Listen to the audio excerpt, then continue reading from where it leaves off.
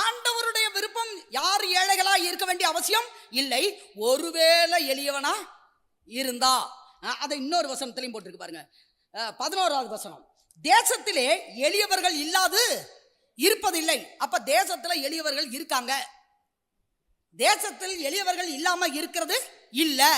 ஆனா நீங்க இல்லாம எளியவர்களா இருக்க வேண்டிய அவசியம் இல்லை.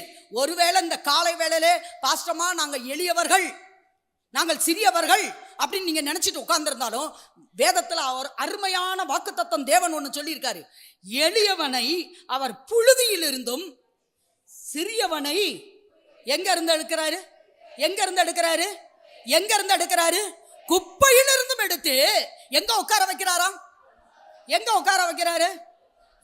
பிரபுக்களோடும் அதிபதிகளோடும் நம்மை உட்கார வைக்கிற தேவன், உட்கார வைக்கிற தேவன்.